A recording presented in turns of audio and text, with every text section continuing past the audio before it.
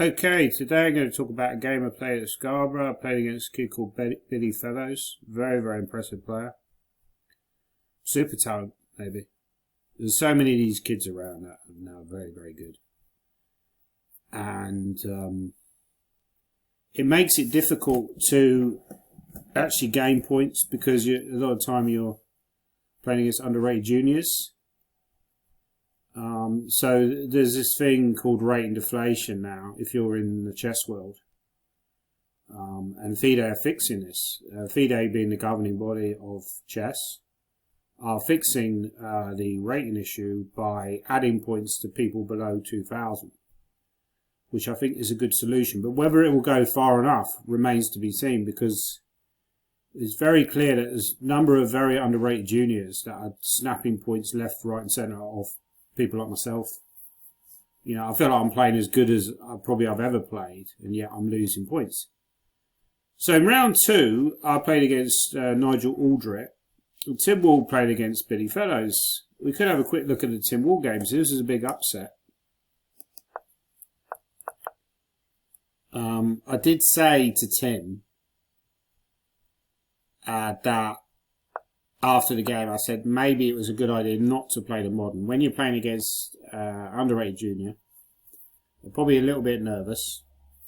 You know, you put your kind of stake in the ground and you say, look, you know, take the centre. I think like you're playing the modern, you're playing like kind of weird kind of G6 setups.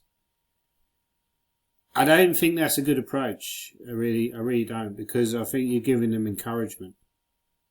Now, I know that Magnus does play a lot of these kind of moderns against juniors because he feels like they're not that experienced in these kind of setups. But that's against much stronger juniors, right? I think against somebody with a low rating like Billy Fellows, who's not a 1759, you should take the initiative.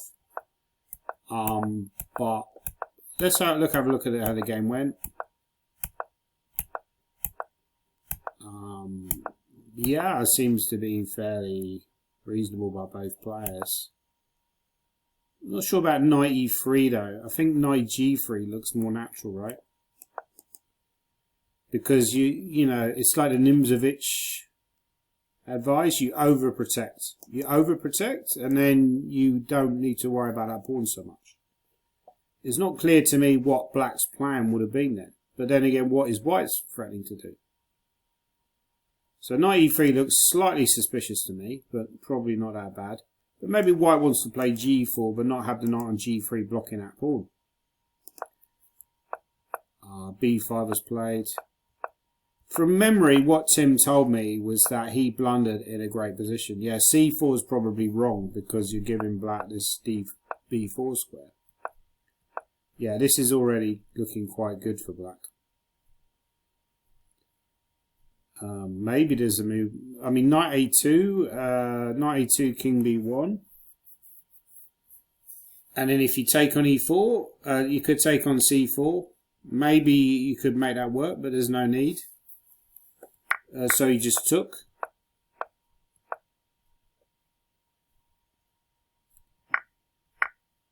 And this is all fairly sound stuff there from Tim, actually.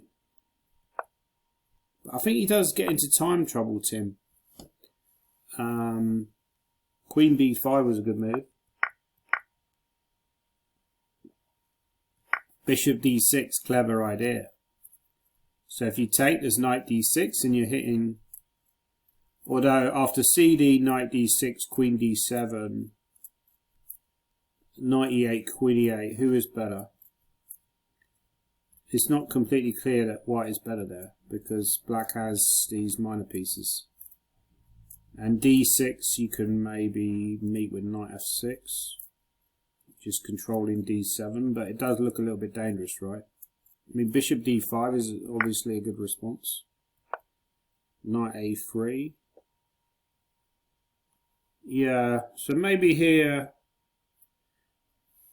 Queen b7 was not a bad move. I think Tim said that he was slightly frustrated by his opponent not putting the pieces on the right squares, and you know, maybe it was just frustration after the game. But Queen b7 looks good actually for black this position.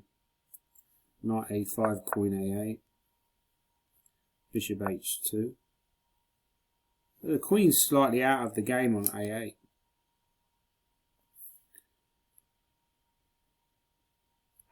Knight f6. Bishop e6, very good move actually, because you want to go knight d5, right? c5, good move, yeah. Because bishop takes, you have rook c8 and the bishop's pinned. And queen takes also runs into rook c8, bishop e5. I think Tim was getting very short of time at this point, yeah. So he could play a solid move like knight d5. Maybe that was the way forward, just... You know, I don't think black's winning here, but black seems to have a better position. Okay, maybe another option is, okay, here. Maybe take. Could you take and then... No, you can't do anything fancy because it's queen d5, right? So the fancy variations aren't happening. Oh, but hang on, there's knight e4 maybe. Knight e4 is possible. And then if you take with a pawn, then bishop e5. Yeah, and that should be quite good actually. Maybe even winning actually. I don't see a good defense. So Tim did outplay his opponent, but he blundered. Apparently here there's no more moves, but I think what happened is after queen c3, I think Tim played queen c6. That is what I think might have happened. Although that doesn't make sense for two reasons. Firstly, well, obviously you take, but also there would be rook d6 anyway.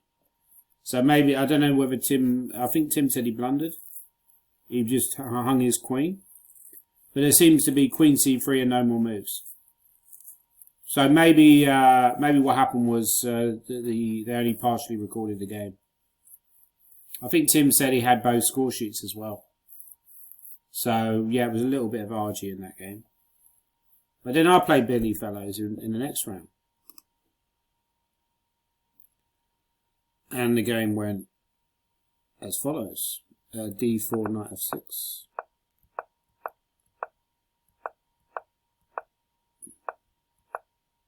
I was white. Yeah, I thought taking was not critical. I don't think he knew the theory here. I think rook e8 is more normal. Rook e8, a3, bishop f8, for example. And it goes something like this. I know you can go a6 actually. a6, queen c2, and then h6. Right, yeah. Yeah, I've seen stuff like this before. And black's idea is to take, and then maybe eventually go e5. I've had this before with white. And yeah, I mean, the other line you can also, I think you can also take on c4. So there's also a6, and there's also d takes c4 is very popular. D takes c4, bishop takes, and then you go back to d6, and you quickly get an e5. Queen c2, e5. So this line is very funky. f4 is actually the top move. And then you either go bishop back or you take on c3. So these are very, very topical lines. But my opponent did not seem to know the theory that well. He went, he played this, which I didn't really think was very good. But not terrible. You know, one of the things mistakes that amateur players make is they move their pieces too often in the opening, and so he brought a knight. The knight was on c6. His understanding wants to move the knight because he feels like he can't get any counterplay with a knight blocking the c-board. That is one of the drawbacks of having the knight on c6. Possibly why, for example, the Chigorin variations never really caught on a high level, right? I think the Chigorin variation is probably an underrated variation. Morozevich used it a few times. Named after the famous Russian player Mikhail Chigorin, who was one of the best players in the world in his day. But knight e7, black does have vague ideas of going c5, maybe b6, c5. But I felt after queen c2, I felt like black should have gone knight e4. And then, for example, I was calculating variations like this. And I thought black was okay. I thought he could actually just take on c3. If I take on h7, the bishop's going to get trapped. Possibly I would have taken out the pawn, but then you get variations like c5, for example. No, hang on. You've got to deal with this threat now. You could take on c4, but I think you probably play on knight h6. How do we evaluate this position? It's actually okay for black, I think. Even though he has wasted some time. I mean, I could take on d5, right? I take on d5, knight d5. Maybe something like rook b1 in turning c4. I've got a slight space advantage, but that's about it. You know, rook b1, but then there's c5, right? And then c4 will still run into knight b4. And e4 runs into knight f4. So I'm not exactly clear what white plays here. Maybe e4 is another move. e4, d4, bishop e4, but again c5. And black wants to go like rook b8, b6, or bishop d7 is also, or queen c7 is an option. In general, black should be fine. I mean, what is computer saying here actually? Yeah, but what about my c takes, knight takes, right? Castles c5. How does white play then? It just wants knight e5 and thinks slight edge, right? Which makes some sense. But not that special for white. So you can get a slight edge after that. But knight f5 I didn't think was very good. So I felt like he was wasting too much time. I went bishop d3. And already the computer starts to give white a big edge now. But it gets very interesting later on in the game. Yeah, I thought he'd go to e4 maybe. But the problem with knight e4, I go here. And I'm afraid f3 and the knight's starting to get claustrophobic. So problems for black. So he went back, and I think here I should have just. I spent quite a lot of time here. I wasn't sure. I think I should have just castled. It does give black the opportunity to keep that bishop on b7 because the idea in the game was to go c6, force the bishop to go back, and then you're effectively playing a piece up. But you're not really, because that bishop will always, they always find a way to get out of those pieces, don't they, in an irritating way. And I think I should have just castled here. I did strongly consider just castling, and I think I should have done. And yeah, he can play a move like c6 now, which prevents me. But it's a horrible position for black. It just looks ugly, right? What is the plan for white? I mean, one thing you could do, you could just go b4. Oh, that was right. The other thing was he could go a5. And then play bishop a6 and free the bishop that way. Free the bishop. Free the nipple. But maybe a4. And then I think that's what the computer was recommending, something like this. And then you still can't take. Because then takes, and then white is dominating on the queen side. a5 is just too weak. So big problems for black. I went c6. It wasn't a very good move. And again, b4 not the best. Knight f5 was a very good move by my opponent. And he very quickly went queen d6, another clever move. And I started to sense the talent that he had. That he's threatening ideas like knight e3. Obviously, he's threatening to take the pawn, so I have to be a little bit careful now. Probably didn't play the best move here either, but I went here, which is solid enough. Yeah, here black had a good chance here actually. So given my inaccurate moves over the last few moves, he could have got knight h5, which actually would have been very awkward for white. Because now there's ideas of going f6. And but it's a better version in the game. In the game he had knight on e8, which wasn't on a great square. But knight h5 the computer said was quite good. He went knight e8. Queen f4 was a good move as well. He played it quickly as well, and I was getting a little bit annoyed at this point. I started to realise this game's a lot tougher than I thought it was going to be after I got that great position in the opening. I thought, I'm going to put him away quite quickly, and then suddenly he's gone queen f4, and I'm thinking, well, yeah, the only good thing about my position is the bishop on c8 is stuck. So I went rook e1 with the idea that if he goes e5, I go de, bishop g4, I just take back and I claim I'm a lot better. The knight on e8 still not got any squares. He's got rid of the bad bishop, but other than that his position's really bad. Yeah, I did consider knight f2 here strongly as well with the idea of knight h3 to f4, but I went knight e3, which is solid enough.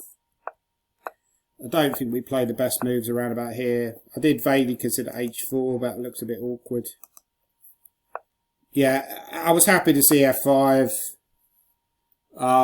It felt like, yeah, an admission that black's position has gone wrong. I went rook e5, so now I've got ideas of, if he goes knight f7, I will go knight takes f5.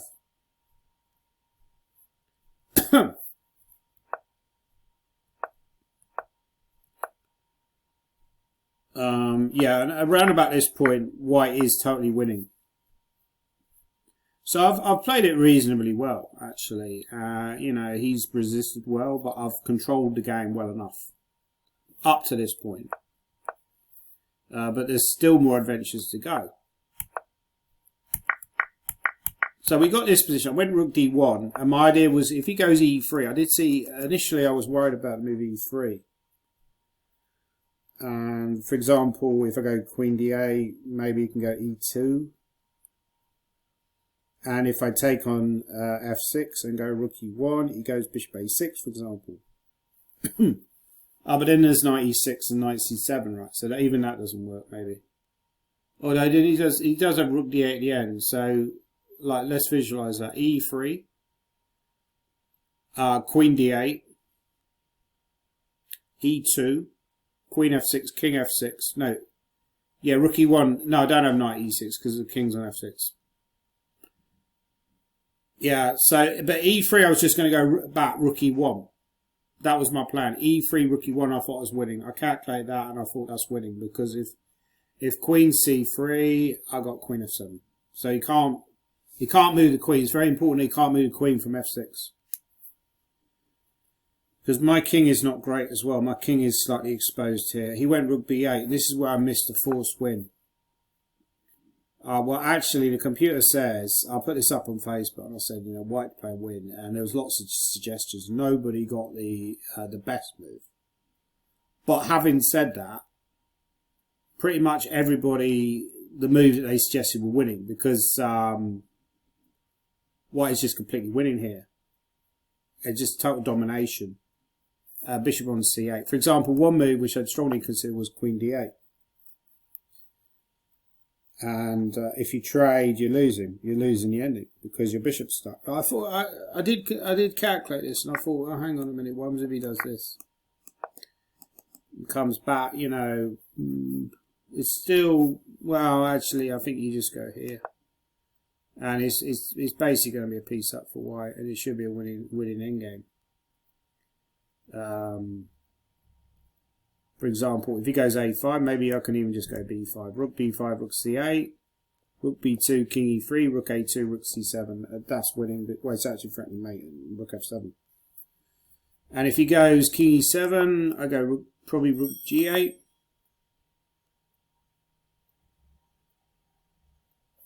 There's someone at the door actually. Let me come back.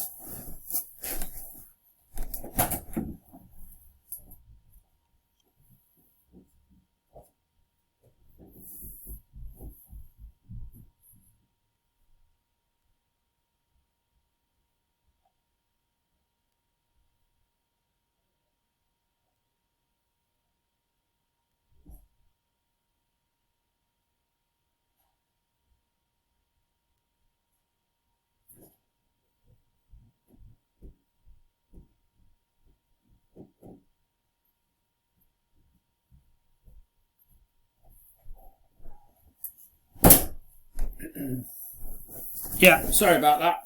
Should just pause the video somehow, but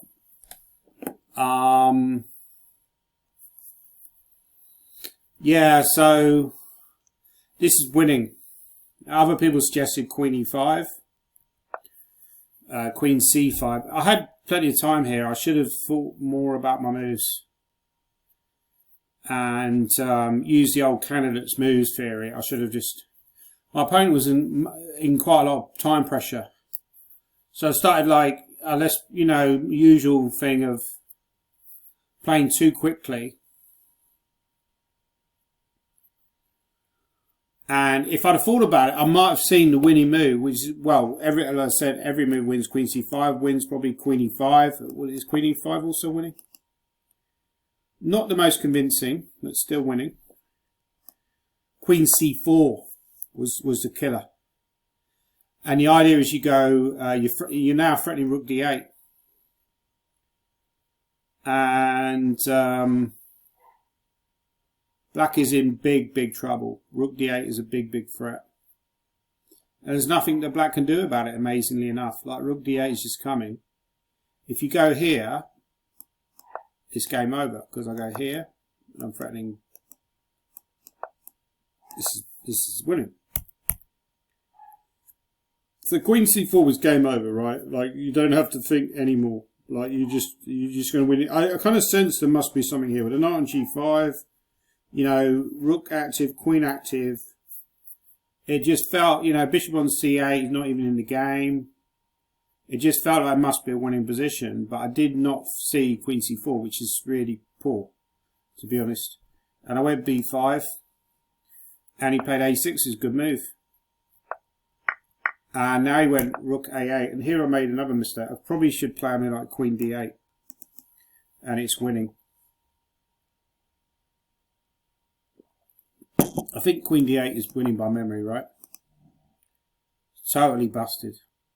Not even close. Yeah. But here I made a mistake. I calculated a line. It turned out to be wrong. I went b6. He took. He's got to take. Nothing else. I went here. The idea, if he goes rook a7, I go queen d8. But what I'd overlooked... A very nice defence. I suddenly froze. As soon as I went c7, I saw this idea that he could go here, which I'd seen earlier, right? But I'd missed the detail at the end. What I calculated earlier when I played b6 was that here,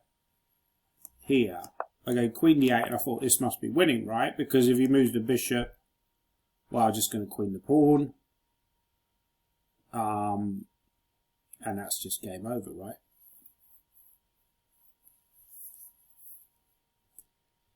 But what I missed, yeah, I mean, he could play this on, right, for example, but actually queen d7 is probably the most accurate. And king g8, and now queen, I think, is maybe other ways to win, but this was good enough. Because eventually I think he's going to be in Zugzwang. Like, if I put the king here, I think what is going to happen is he's going to drop his b pawn. I mean, he can maybe hold this somehow. Probably I'm winning anyway by forcing methods. I might well be winning by forcing methods. But I can win very easily by using Zugzwang, by forcing him to push the pawn.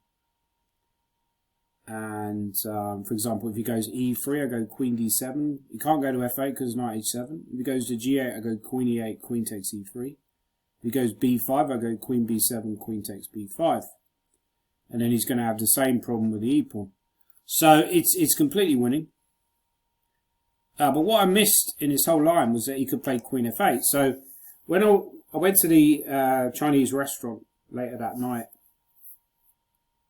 and I was thinking about this in my head, about his position. And it occurred to me, actually, you're still winning. Even after queen f8. Because I showed him this in a very brief post-mortem. I said, could have gone queen f8. But what I'd forgotten about in the post-mortem was that knight h7 was the move. I think I would have found this over the board because it's very clear that you can't make progress otherwise. So knight h7 was a star move. Now, apparently white is now winning. He can't abandon the bishop. He has to stay on the bishop. So he can't kind of move his queen out because I will just take on c8. A very easy win. And he can't take the knight, obviously, because the queen's hanging. It's kind of like a study-like win. Knight h7. queen g8. I think then you go knight f6. And you're winning. And if he goes, for example, yeah, queen a2 is not going to work because, again, king h3. And moves like bishop a6, I don't think they're going to save him, right? I don't think they save him. Like here, here, bishop here. I don't think this works. Because for one thing, well, queen e7 is probably winning here, right? But also there's knight e8 and just queens, because after bishop f1, king h4, queen h2, there's... Oh no, hang on, that doesn't work because king g5 is queen g3, right? So this is also a tricky defense. What is the computer saying? Knight e8 is crushing because you go knight d6 and then, yeah. So I think you can work out this as a win over the board. And the other defense is queen f8, I think. And you go check. No, you can't do that, right? So yeah, the best defense is queen e6. Sorry, yeah, knight e8, and then knight d6 here, and then you queen, and you take. And apparently it's winning. But obviously, your knight is much worse in that other variation, where your knight was on g5, some of your knight's on c8. It's nowhere near as good, but it is winning. So let's say, for example, in a practical game, you might push the pawn, right? Well, then actually I'll just win the endgame. So the computer's saying the best defense is something like this. But on a higher depth, it would say it's winning. But in the game, so he picked up his rook to move it along the a file and got, oh no, he's going to go rook a1. And he went rook a3. I was so relieved when he went rook a3 that I didn't actually see the killer move, which was queen d7.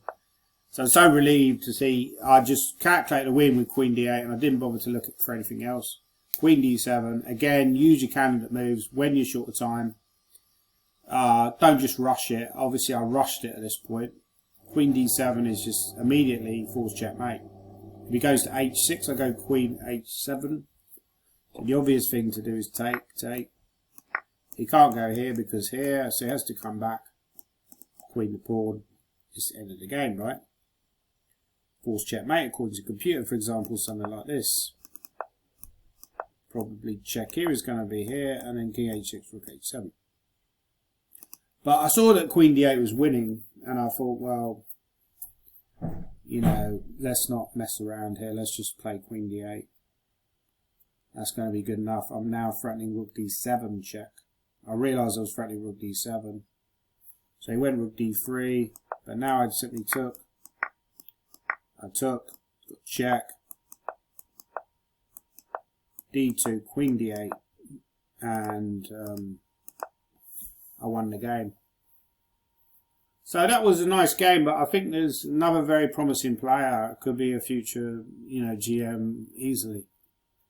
Also had an interesting game against Nigel Aldrett in round 2. Yeah, it was a certain moment. I think this structure, he took on e5. I don't think that's a great move, actually, in this particular variation.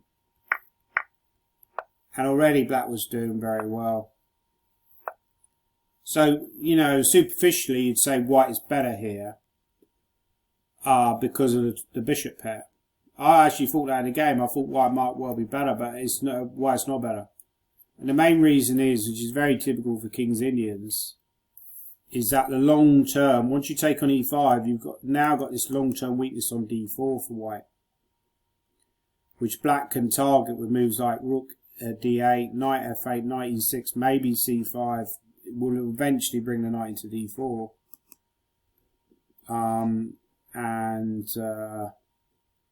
This bishop on g2 is not a great piece. It's not really, the pawn on e4 limits the bishop. So I played a reasonable game up to a point.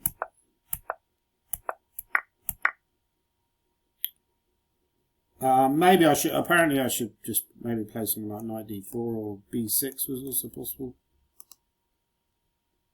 I mean, I thought taking was actually quite interesting, what I did. Yeah, then he should go queen a4, which is not an easy move to see, actually. Just allowing this pawn to be taken. Because the point is, if you take, you've got rook c1. So white is slightly better, like moves like a6, so then you start to become significantly better, queen a1. It's interesting, it's quite a dynamic position. It's very double-edged with the bishop pair, white's mobile centre, but possibly weak centre as well, at least temporarily. He needs to use tactics to compensate for that. He went rook c1, which was a bad move actually. I went a5, which also was not a great move. He apparently should just take. Yeah, bishop a3, I realised that was quite a bad move. I went bishop f8 here, and yeah, and it was around about this point again I started to get a little bit annoyed with my opponent Nigel, because he was kind of standing right by the chair. You know, he wasn't sitting, he was like standing, like he's, you know, standing up by the board. But that's not technically against the rules, I don't think. But I asked him, I said, can you sit down? Because I think around about this, it was slightly later, I realised that I'd kind of lost my advantage, and I kind of got a bit annoyed. And I had a similar incident a few years ago. I was playing a tournament in France, in Brittany. It was like a bit of a nightmare. I was staying with a friend of mine. He was a bit of a drinker at the time. And he'd wake up and he'd sort of like, he'd urinate out the window, right? So we was sharing the same room, and I was like, oh my God, you know, this is terrible. And then he was like getting really bored about the town, because the town was like very, very quiet. And he couldn't go for a drink. So he's since given up drink, right, which is good for him. But at the time, it was a bit of a disaster. So he wanted to go home. So we went. I said, look, okay, I'll withdraw. We'll go home, right? I didn't want to withdraw because I was like doing well at that time. Actually, I think I had 2 out of 2. So I was joint leader. But then I played in round 3. I was paired against this junior who was like 1900 or something like this. And I already told the organiser we were going home after the round. I decided foolishly to play that game, and I lost. But I remember my opponent was a little bit obnoxious during the game. He was kind of standing up by the board, a similar thing. And it was really putting me off. You know, when you're trying to focus on your variations and your opponent's in your eye line, and you kind of, yeah, you feel like it's extra pressure, like they're doing a symbol or something. So I did a similar thing. I said, look, can you not, you know, stand there? And then he kind of like, you know, bit back at me. He was like, no, I can do what I like, sort of thing. Or whatever he said. It was like in French, right? So I lost that game, which was a bit of a disaster, right? But yeah, I think it can affect you, you know, if your opponent is... so if you ever play me, just stand by the board, right? Stand, because I'm guaranteed to be put off by that. I don't like it when my opponents do that, to be honest. I remember Magnus used to do it quite a few years ago. Maybe he still does. Just standing there. Okay, I wouldn't say to Magnus, sit down, man. Well, maybe I would, you know. Like, at the end of the day, if it's putting you off, it's putting you off. Anyway, I babbled a bit.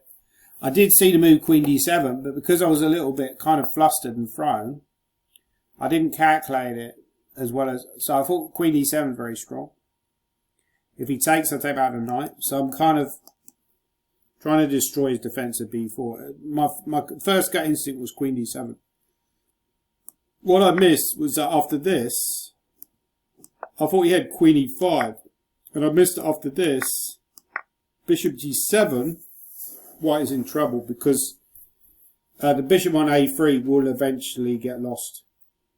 It's quite a clever line actually, and I didn't realise. Yeah, so if he goes Queen F3, for example, I go here, and bad news for black, for white. Sorry, he's going to lose material. So even though black's 2 pawns down here, he's doing very well. Like if you go here, now I go rook a8, the bishop is in trouble. That's probably easier to see. So I saw this variation and I cut off. I thought, oh, this is no good. I didn't see bishop g7, which was careless of me. And instead I took on b4, which was not a good move. And to be honest, there were more mistakes made around about this point. And I always had a very tiny edge, I think. No, not at this point. Yeah, rook e5 was good. I'd lost my edge by this point. And queen e3, yeah, I was kind of worried that I might lose at this point because I saw queen e2 though, and I thought, oh, he's going to go queen f4. Actually, this is what I was expecting him to play, this variation.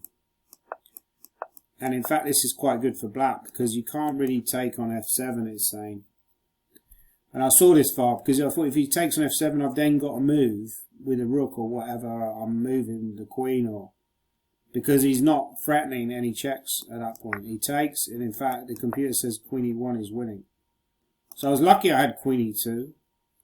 And then he traded. So it was. I mean, Nigel played a good game. He actually had a good tournament. He won a rating prize. I don't think he was trying to put me off at all. I think it was just like, you know, it's just one of those things. But yeah, I did get a little bit affected by that. So yeah, if you ever play me, just stand by the board. I don't think it's against FIDE rules to do that.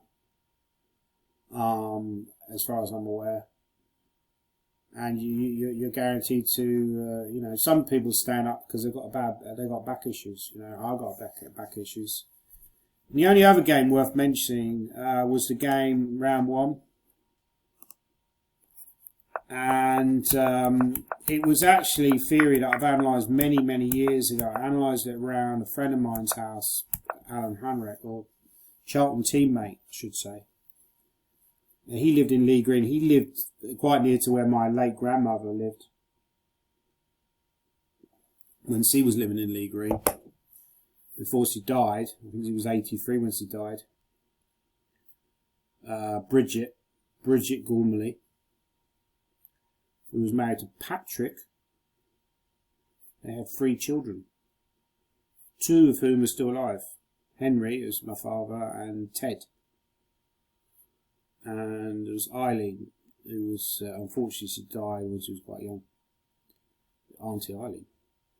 B5 is the most topical move, most popular move. And if knight takes b5 is a critical test. If you take with a bishop, then this often whittles down to a little bit of a dull position, actually. Yeah. So what I discovered years ago when analysing with Hanrek was that after bishop e4, you can just castle here for white. Yeah, you should take. So the most accurate move is actually rook e8. And then white would probably castle. And after knight e4, you go rook e8. Rook e1. Black goes a6. I actually had a game against Peter Wells in the Portsmouth Congress, weekend Congress, many years ago. I was black in this variation. I got hammered. Because after rook e1, I didn't go a6. I went knight f6, which is an inaccurate move. And it was an important game in round 5, I believe it was. I think I was on 4 out of 4, actually. And I was cruising along. It was typical me, like I start really well in weekenders. And I was on 4 out of 4. And then I lost to Wells. And then in round 5, where I could get second outright, I drew. I was already demoralised. So I ended up winning like hardly anything and getting my expensive back. I was really demoralised. It was a long journey back on the train. Back to Durham, I think, at the time I was living in Durham, possibly. And so this would probably been around about 2006, 2007. Got the train back. At one point, the train inspector comes up to me. And they're like, oh, you know, what's your details, blah, blah, blah. But I had like an advance ticket. I didn't want to wait. I didn't want to wait for the train I had, so I just got on the train. So I got a bit of an argy-bargy ticket, but I ended up getting off at York, and this guy's like, doing a runner, mate, doing a runner, shame on you, shame on you. And I was like, who the hell's saying that? Who the hell's saying that, man? Who the hell's saying that? So it was like a total disaster of a day. But yeah, if they ever go rook e1, you should go a6. That's the moral of the story. Not a5, a6. But they can also take here. This is also very important theory. And in this position, a6 is a blunder, because after a6 you play knight c7. And already white is winning. Here, and then I think knight g5. This is a very good trap for white. So after queen e1, I think the best move is something like, yeah, bishop b7, or even knight d7 is playable. And the computer says this is about equal. You go knight e5. Yeah, bishop f4, then maybe knight f6 or something. Is knight f6 a move there? No, not knight f6, but bishop b7. So to take back on d5 with the bishop. So not knight f6 because of knight d6, knight d5, and then what? Bishop e5, very strong. White has a lead in development. But none of that happened in the game. My opponent played this line, rook e8. And now you go knight g5. Now the key move now for black is to play queen a5. I actually played this as black against Wells in a later game, much later game in the British Chess Championships. And we drew. Eventually, I believe. But this is a game, yeah, of Mamijarov's with black against Jabava. And knight c3, and then you go bishop a6. So you need to know that this is a possible line. Bishop d2, knight d7, queen c2 with a total mess. What's the engine saying? Yeah, but it's serious compensation for black. Certainly tactical compensation. Very interesting line. But I sensed my opponent did not know this theory. So this was played on a Friday night. I got there to the hotel. I was staying there. This was the view from my hotel over across the North Bay. I went to the game. My opponent was late for the game. I sensed he was a little bit flustered because he was late. And he was taking a bit of time. I didn't think he'd properly prepared this. And I think he only knew that, he only knew kind of b5 really. He didn't really know the details. So he went f5. So knight g5. This is what I'd analysed at Henrik's house like years and years ago. And that is good for white. If you go h6, there's knight e6. Big problems. Like take. I think you take. And after rook e6, I believe you can just go castles, right? Because after this, there's queen d5. Winning material. So black is busted. And if you take with a pawn, then you, instead of taking, which would run into rook e6, you just castle from memory, and then bishop g6 is just a terrible position for black. So my opponent went f5, didn't look very happy. I castled, he took. Yeah, I looked at moves like knight e6, but I don't think they were very convincing. I think he can take and then go d5, for example, and maybe he's surviving. It's possibly okay for black, actually. Knight c6, black can even be better here in many variations. If these pawns start rolling, I'm not sure, but it's, yeah, actually after d5 there is bishop f4 actually, which could pose a problem because of rook e6 is knight c7, right? So, but there was another variation as well, which annoyed me, which was knight c6, and I couldn't refute that over the board. If I go queen here, he goes knight here, takes, and maybe d5, and I'm still a pawn up, but e6 is a little bit weak, and his knight is starting to get active. Probably is good for white, actually.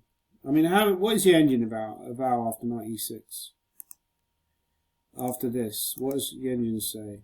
Yeah, d5, e7, right? A nice, yeah. I saw tricks like that actually. But what about that move?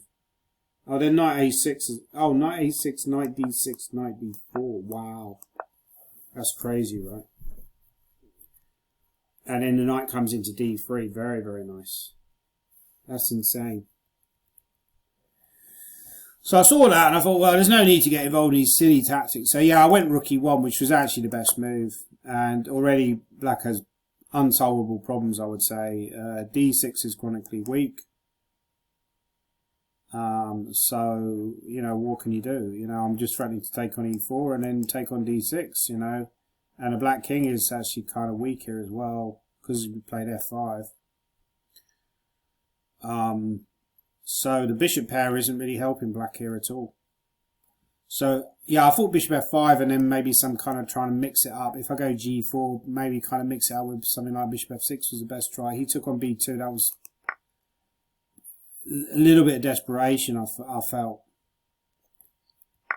Because it was very clear. I mean, I can take on d6 here, which the computer says is winning. But I was too lazy to calculate it. I just went rook e3 because I felt like this must be winning because I'm now threatening knight d6. I'm also threatening queen d2, queen c3. And if I ever get the queen on that diagonal, it's going to be game over. Like, so even though he's won a pawn, that's the only good thing about his position. He's underdeveloped, chronically weak on d6.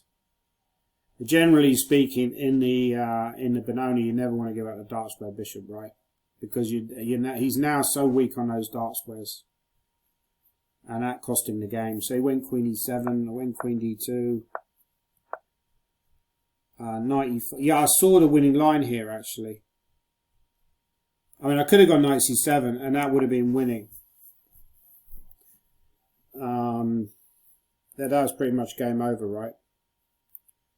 But I thought he would like play on. He'd go bishop b7 and, you know, I mean, he can thrash around, certainly. It's not,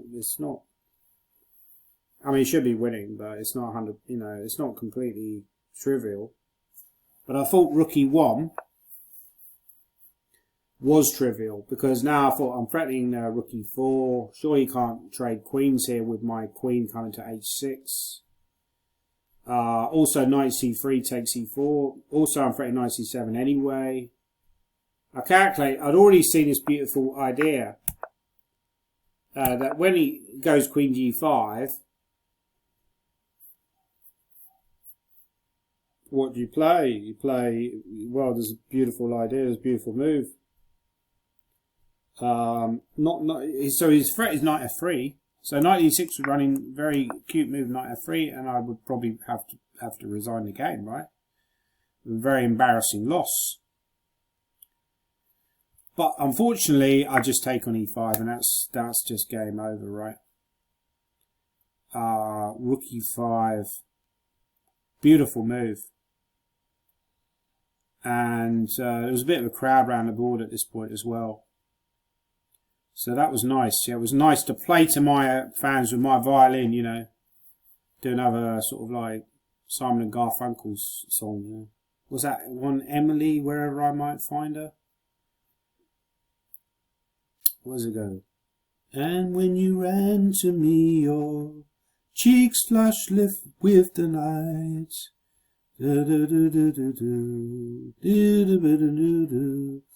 I held your hands. Then when you ran to me, oh... That's a great song, actually. I can't sing it as well as Art Garfunkel could sing it.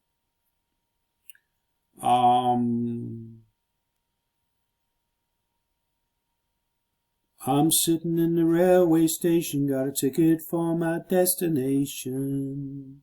On a tour of one-night stands, my suitcase and guitar in hand. And every stop is neatly planned for a poet and a one-man band. Homeward bound, I wish I was. Yeah, so the main idea is fairly obvious, that this is forced checkmate.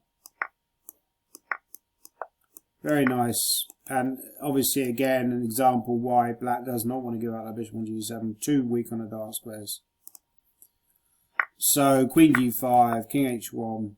Yeah, pretty much game over. threatening queen f6. I'm already material up, as well as with a huge attack. I'm threatening knight d6 as well. So rook f8, I'll probably just take on d6 if nothing else. Rook f8, queen h6, rook f7, knight d6 is also possible, more forcing. And then if rook d7, probably just take on f5, gf5, queen g5, take on f5 with check. So like king f8, queen f5, rook f7. Something like queen g5 must surely win, right? I don't think he's got rook f2. But, I mean, pretty much everything is going to win fairly comfortably. So he went rook b1, queen f6, and yeah, queen e2. So that was the end of the game. So I won that game fairly quickly.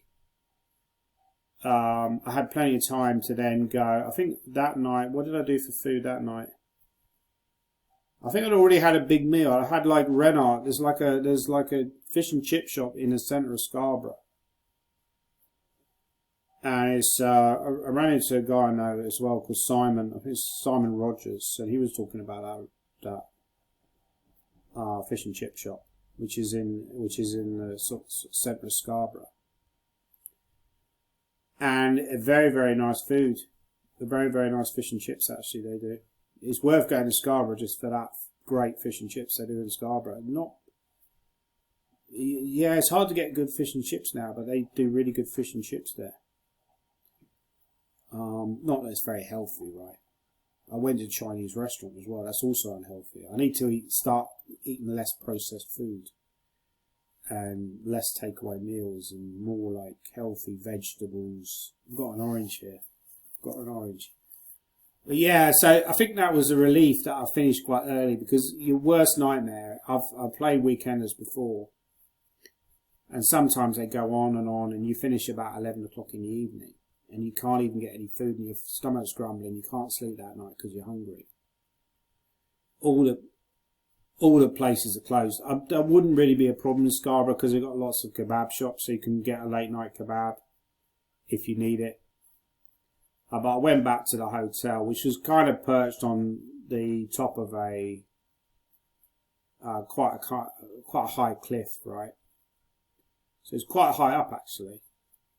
Which is not great for me with my fear of heights, but I'm slowly getting. Yeah, I had a little bit of a problem when I was walking to the venue as well. So on that Friday night, I had a little bit of a panic attack because there's quite a high bridge over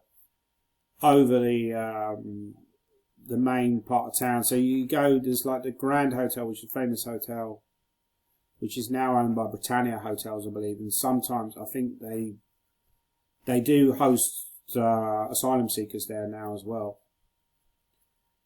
But in general, that hotel has got bad reviews over the years, in recent years. But it's a famous historic landmark in Scarborough. If you ever go to Scarborough, the Grand Hotel is a beautiful landmark. I walked over the bridge.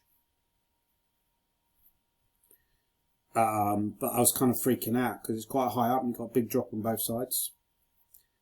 And I was sort of like having a bit of a panic attack.